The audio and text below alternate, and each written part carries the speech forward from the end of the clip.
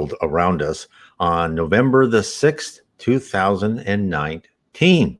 We are talking about Bronwen's 2 near-death experiences and the plan for her life. What we bring to you here on Wednesday nights, we are talking about Spiritism. And in talking about Spiritism, we are on this series of live streams for Facebook. We are going to bring to you near-death experiences as interpreted by Spiritism. So I want to say, everyone, let's talk about Spiritism for a second. Allan Kardec codified Spiritism in the 1850s. What he did is he asked a series of 1,019 questions to many mediums throughout Europe, and he didn't codify. He was called the Great Codifier of Spiritism. He didn't codify their answers unless he had similar or exact same messages from multiple mediums throughout Europe who didn't know about each other. He was very scientific in his approach.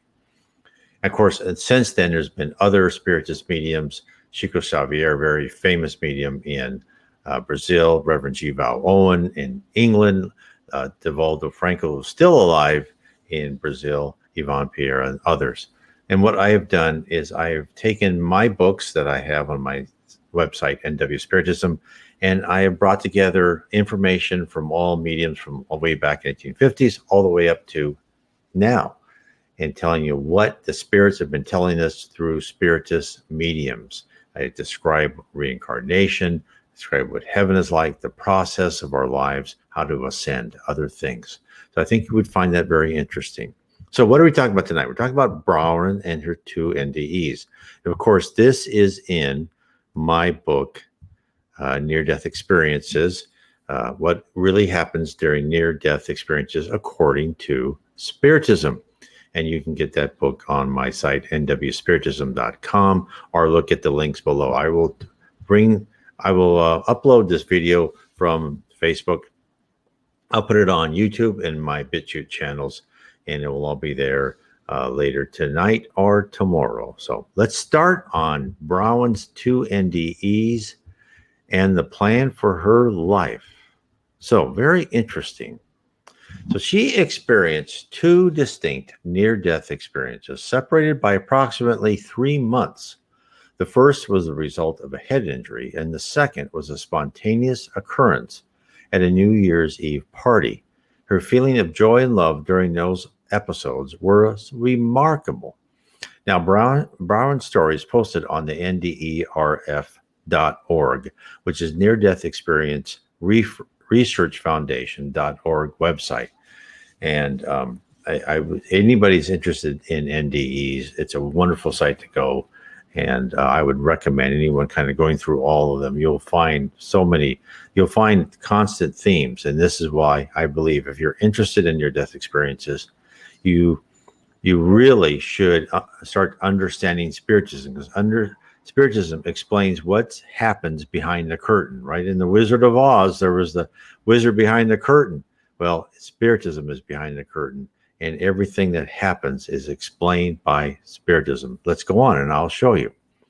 So what's her first experience? While Bronwen was using a tree as a handle for climbing, a branch gave away and plunged her head first onto a sandstone rock, a fall of several meters. So this is what she felt. This is what she wrote about her experience.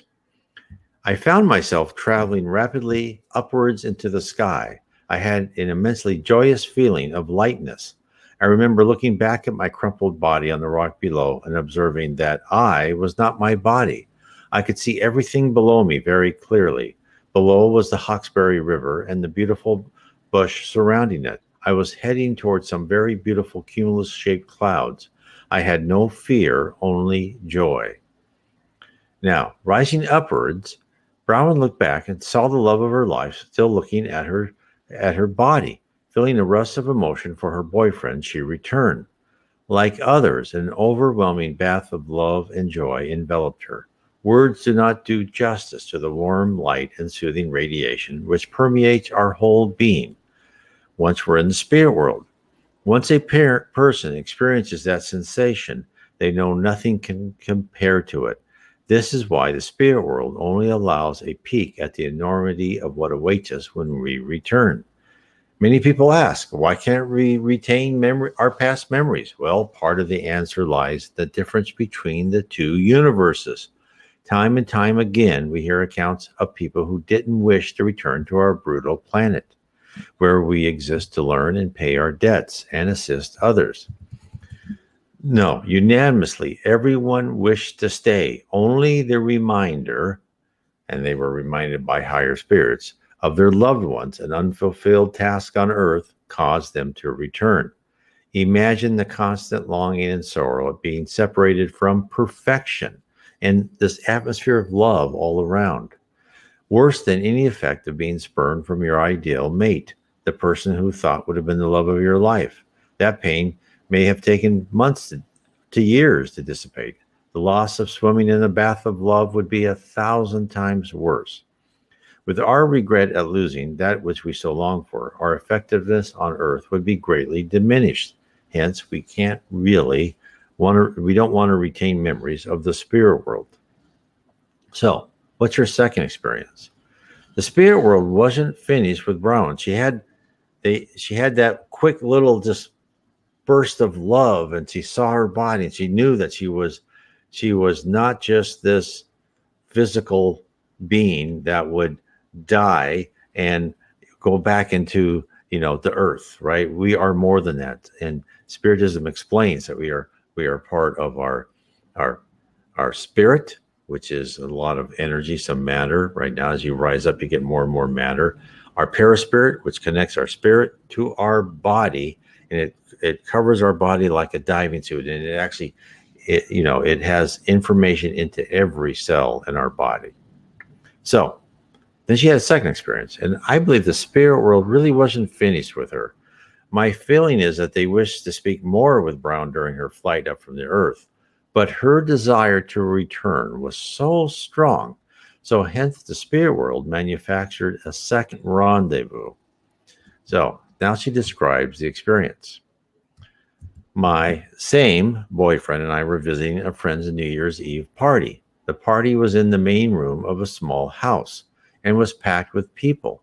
It was before midnight. I remember feeling vaguely discontented, as if I wasn't where I really wanted to be. I was standing about 1 meter from the only door in the room, looking across the room at my boyfriend. Suddenly, I was no longer in this room, but facing an enormously tall angel.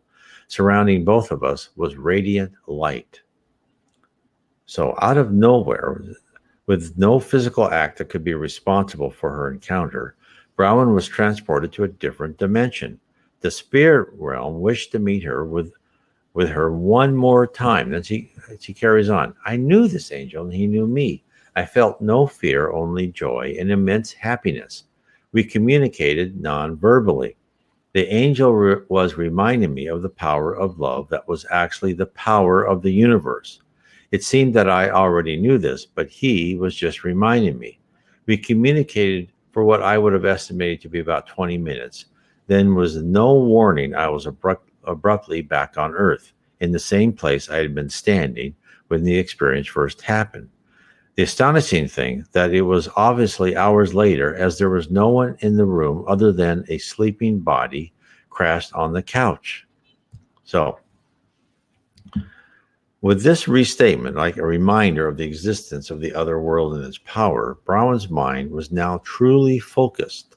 While the first trip to the clouds made her think, the second encounter cemented the knowledge of the reality of the spirit world into her very being.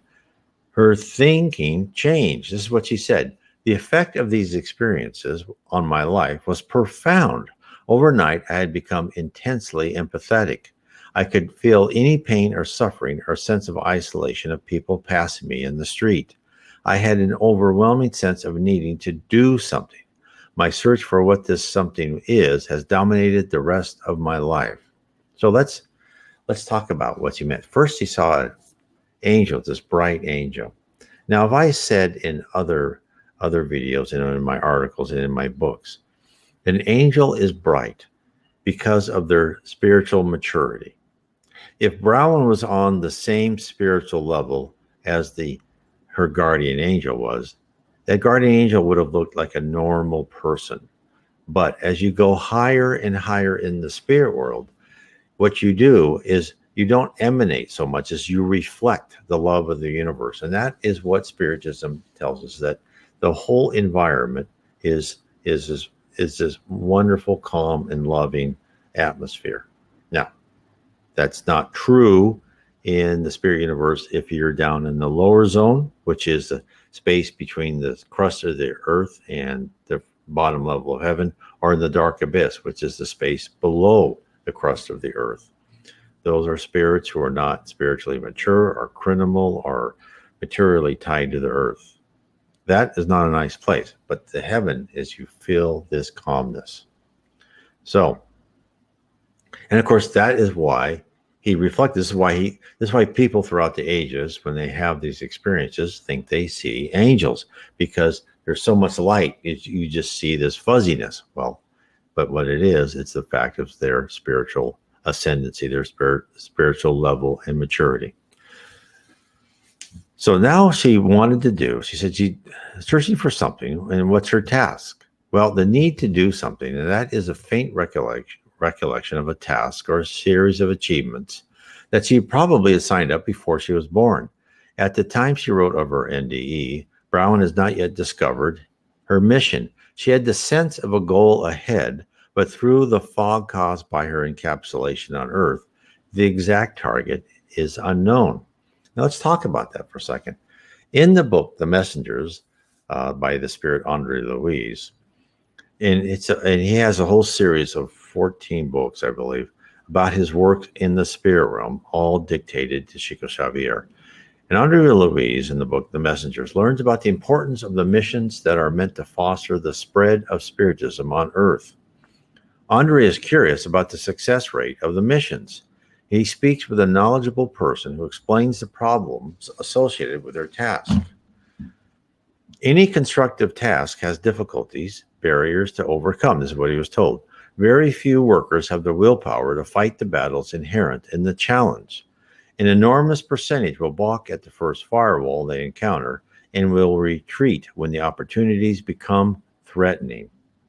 So what are we told? We're told that a lot of people are sent to Earth on missions to help us, just like Jesus and his apostles, Saint Assisi, Buddha, Socrates. These were all people sent to us for a reason, to help the human race learn about the spirit world, to prepare us. What high spirits have said is that all religions, and Spiritism is a doctrine, not such a religion, but all these type of things and doctrines and religions, I guess, you could say they're all trying to prepare us to go from the physical universe to the spirit universe, telling us what is ready, that we're not just these random events. We are immortal spirits who will live life after life. Now, what they were telling Andre Louise is an enormous percentage of people fail. Now, that's a startling statement. And this serves to disabuse ourselves of the belief of the smooth, inevitable march to a higher plane. The war in the trenches is hard fought and is met with failure more often than success. Let me give you an example of a failed mission by a spirit who is sent to Earth. It is described by a spirit called Octavio, and he regretfully explains his unsuccessful mission to Andre. This is what he told Andre Louise. After having acquired great debts by committing crimes and injustices on Earth in former lifetimes, I eventually found my way to Nosolar and was helped by wonderful, tireless friends in order to eventually return to Earth with a mission of service in the area of extrasensory communication. I underwent an intense 30-year preparation. I was eager to pay off my debts and make something good out of myself. I could count on so much help. The Ministry of Communication gave me all the assistance and guidance it could. In addition, 6 friends also helped me immensely. Technicians from the Ministry of Assistance went with me to Earth and helped in my transition process. My life, exercising my well-developed mediumistic capabilities, was to make me part of a great team of spirit workers assigned to Brazil. Marriage was not in my program, not because the duties of a husband could be incompatible with those of a medium, but because for my particular case, it was deemed advisable to exclude it. So what are we being told here? Well, Octavio speaks about preparing for his mission for 30 years. The spirit world invested a great deal in Octavio, much more than is spent training people on Earth for even the most complex task. He goes on to describe that he had a wonderful mother who brought him up in the Spiritist doctrine, while his father was more materialistic, but still a good person. Octavio lost his mother at 15 and his father remarried. His stepmother had 3 children, and his father and stepmother together had 3 more. These 6, they were the 6 friends who assisted him in the spirit world. Octavio didn't know this. His task was to nurture the small children after his father passed away. Octavio continues the story, detailing how he treated his stepmother, who was always good to Octavio. This is what he said. Not having anyone to turn to, she asked me for help again and again, and to my shame, I ignored her. 2 years after my father's death, my stepmother was diagnosed with a devastating skin illness and was confined to a clinic. By this time, my heartlessness had reached such a level that I was totally disgusted by her and the kids and just walked away from it all, not realizing that I was abandoning my 6 best friends from No Solar to an uncertain fate. So, unfortunately, not only did Octavio fail individually, but he certainly must have adversely affected the mission of his 6 friends. And this is just an example of one of the failures recounted in the great book, The Messengers. Octavio is just one of many sent on missions. Again, in the book, from The Messengers, we learn from a trusted source. Since the very beginning of the spread of the Spiritist precepts on Earth, No Solar has sent teams to the planet with the job of teaching moral values. Hundreds of workers leave here annually with the goal of helping others and making amends for their past faults. But this has not brought about the desired results. A few have achieved some success, but the majority of workers have failed altogether. We have provided assistance on numerous occasions, but have seen little success. Very few achieve their goal in the arduous realms of mediumship and spiritual teaching. So let's put this in context for Bronwen. So she was given this feeling of love, and then the second time she was shown, right? Again, she talked to her guardian angel, and then she felt empathetic. She would like turn into an empath overnight. So this was the spirit world saying, okay, you have a mission. We're reminding you of the love of the spirit world. We're reminding you of now we're giving you extra special powers. You can sense the feeling of all those around you. Now look for what you should be doing. And this is how we go through life. I have people tell me, said, well, how do I know what I'm supposed to do? I'm not told. No one's telling me what's going on with the future. Well, the spirit world gives you your free will. They're not going to say, you go to this address and help that person. What they do is they set you up and they make things happen, but you have to have the desire to follow through. Octavio, everything set up for him to take care of his 6 friends and to work for Spiritism. But through his free will, right? He was never told this in his physical life that he's supposed to take care of his 6 friends. But if he was a charitable, honorable, and fraternal person, he would have. But his free will said, "Nope, I don't want it. I don't want the hassle of that." And believe me, I've been there, so I'm not trying to say anything bad about Octavio. God bless the spirit. We've all done this, so I don't feel superior or anything. We've all done these horrible things. I have actually been told when I've been into mediums meeting that I have failed over and over and over again. And boy, did that message hit me hard. So I've been right there with Octavio and others, the vast majority who have failed in what they're supposed to be doing. And that's most probably because I was a selfish, a person. And I did not think about others before I thought of myself.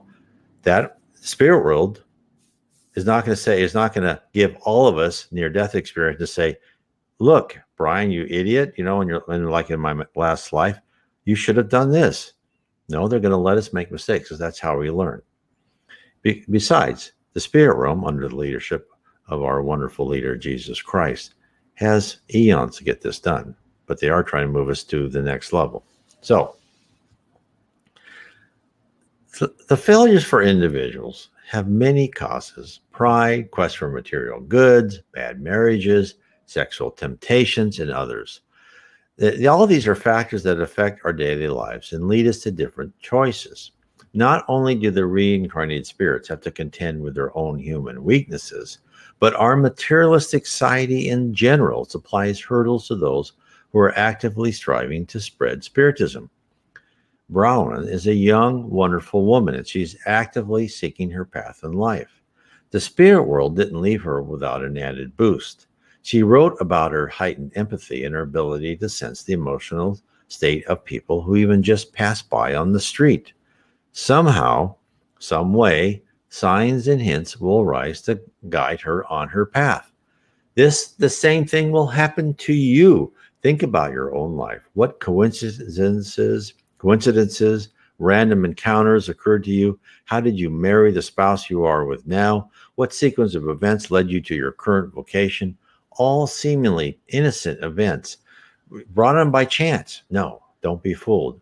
We are prodded into circumstances where we will have the opportunity to either pass or fail our challenge. We don't need to have this written report. Okay, this is your blueprint for your life. No, these things will happen naturally. And what we have to do is, that's why when we're on earth, we have to start following our conscience and do that which is loving, charitable, fraternal, and honest. Bronwen will be given the same signs and signals at some point in time in the not so distant future. The scene will be set for her to use her knowledge and newfound talents. She will have the free will to either accept or decline the invitation, and it will come multiple times. I talked to a person a while ago, and they're saying, well, what if I missed the opportunity? And I tell them, look, the spirit world, if your attitude is correct, and it's for some reason you just missed that one opportunity, you will be given more opportunities. It's like a child, right? You're thinking, I think that child wants to do that, but they didn't quite do it that time. No, you'll be given more chances. Now, if your attitude is like, I don't want any of this. I'm not going to help people. I'm not going to do this. I want what's good for me, right? All the time, and which is I've been, right? So, but if you don't have that attitude, you have a good attitude, you will be given many chances.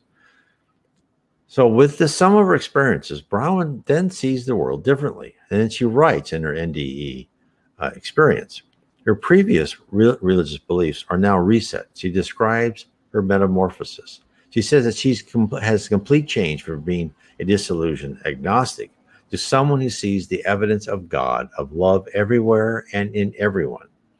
She goes, I remain disillusioned about the motives and practices of religion, all religion, she says. Well, I can well understand her point of view. History is replete with examples of religion that evolved toward their flock, serving the priesthood, not the other way around.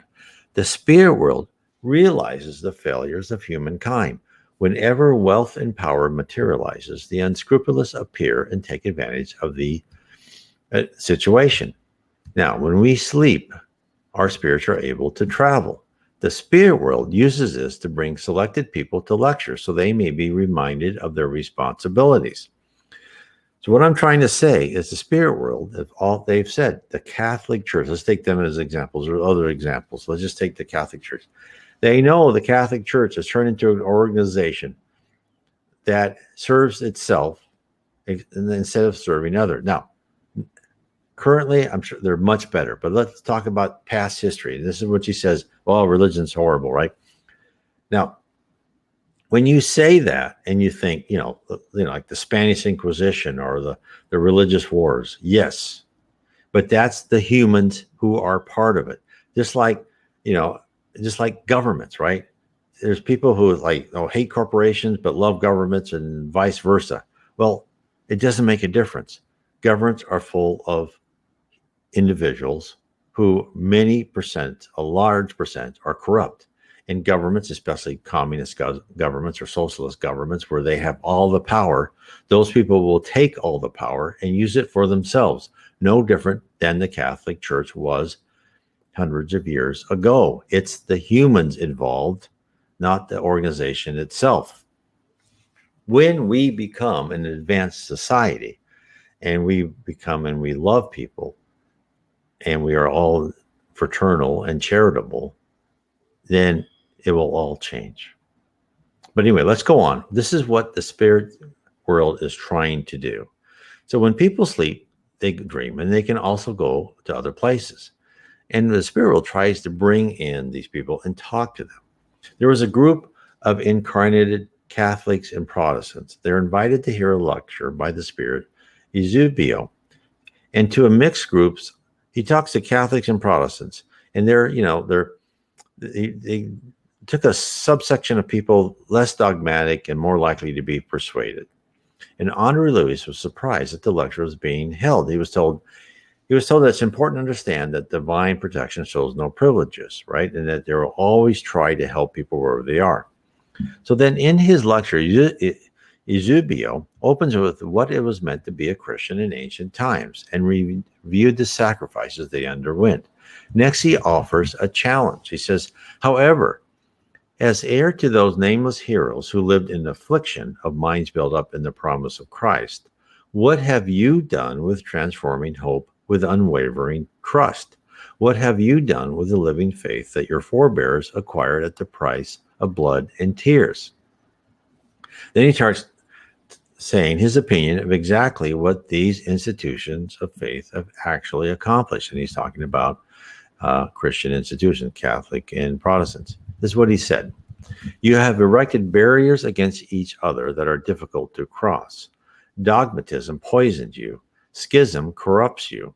Narrow interpretations of the divine plan darken your mental horizons. What delirium has taken you as you involve yourselves in a mutual competition for the imaginary attainment of divine privileges? In times of old, Christ's disciples competed for opportunities to serve, whereas today you look for every little opportunity to be served. So after a devastating review of their faults, he arrives at this request. He says, do not limit your demonstration of trust in the Most High to the ceremonies of outward worship. Get rid of the indifference that chills your ornate cathedrals. Let us make ourselves each other's true brothers and sisters. Let us transform the church into the sweet home of the Christian family, whatever our interpretation might be. So he did a plea for a less bureaucratic and more evolved practice of the religious principles, and an appeal for less infighting and more focus on the fraternal family under Christ. Now, the goal for Spiritists is to change the world. The request for the souls at the lecture is to return to their Christian roots and stop fighting each other. The spirit world is not expecting the audience to change the world, but to outwardly demonstrate the teaching of Christ as revealed in the New Testament. The spirit world is first attempting to steer the ship of large religious organizations back onto a truly fraternal course. Without this correction, the ability and the required openness to accept the Spiritist doctrine would be absent. So hence, our failures to create a true and loving religious experience for many is apparent. And this is why the advent of Allan Kardec, who brought us the doctrine of Spiritism, and Chico Xavier, who psychographed more than 400 books, has been started. Now, with our present technological and cultural state, the human race is in a state to receive this divine message. We are being notified via the documentation of daily revelations through NDEs, near-death experiences, spread across the globe, that there is indeed a spirit world, a dimension in which we were created and live the vast majority of our lives, our multiple lives. Each of us has had previous lives in which we made mistakes and accumulated capabilities and new knowledge, all important to our next adventure on earth. As we mature and build a firm spiritual foundation, the spirit world expects us to respond, to acknowledge that we must create a balance between our material and spiritual life. That living without a goal, with no absolute morals, is not a path to become a perfected spirit. Only by extending our hands in love to others, all others, without distinction, can we ascend to that goal. But now, why should we extend to that goal? Why? So I'm saying all this. So, okay, well, why should I be good? Why are we going through multiple lives? Why is all this happening? Well, I explain this in my book, Heaven and Below. And I explain what heaven is like. But I think the main thing is you may want to look at what is a spirit. Why are we being trained to be a better person, a better spirit? The answer is, and I talk about this in my books all throughout all the different capabilities. The answer is, as you go higher and higher in the spirit world, you have immense power. Now, what do I mean by that? This is what I really want to give to people today. Thought is action in the spirit world. Thought is action. You think, it happens. I have talked about stories of group of spirits together. They will all meet, and then they will plan, and they will, through their minds, they will create a temple or a building, a house, or a organization, a faculty, a college. They will change all environments. Your mind is so powerful. And this is why we're here on this planet of atonement, where we pay for our past misdeeds. We are learning to take out those primitive emotions and to be calm and cool and loving in all circumstances. That doesn't mean we're pushovers. It means we focus our energy and we do what is right and what is good. So imagine if you walk down the street and you can think, oh, I think I'll create a tree right there, or I'm going to make that house a different color. Imagine if you were like me on Earth, that your mind goes different ways and sometimes you lose your temper, right? I'm trying to be better. But you wouldn't trust me with that power. I wouldn't. No, you want someone who's been through rigorous training. The spirit world is so fantastic. It's more fantastic than anything I've read in any science fiction or fantasy novel to date. And I talk about the power of spirits in my book. It's Book 2 of Spiritism, Spirits and the Spirit Universe. How we go through this level of education. We learn at each level. And each time we go up to higher level, you don't just get a piece of paper and you graduate. You get more power. You become brighter. You become a higher spirit. You become less matter and more energy. You don't walk the places if you don't want. You can if you want, but you think. There is no speed limit. Thought is the speed limit. There is no speed. The speed of light is not the speed limit in the spirit universe. There are so many fantastic things awaiting you. And it's all been given to us starting in the 1850s. And of course, Allan Kardec is the codifier of Spiritism, as promised by the Spirit of Truth, promised by Jesus, saying that the Spirit of Truth would come to us. He said this in the New Testament.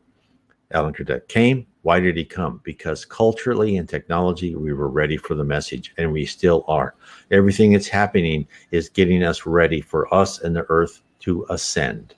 So I want to thank everyone for being here tonight. Please go to my website, nwspiritism.com. Check out my books.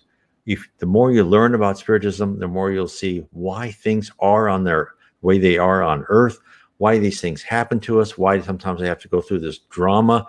It's all because of what we've done in the past or things that we've signed up for. Anyway, I want to say God bless to everyone. God bless.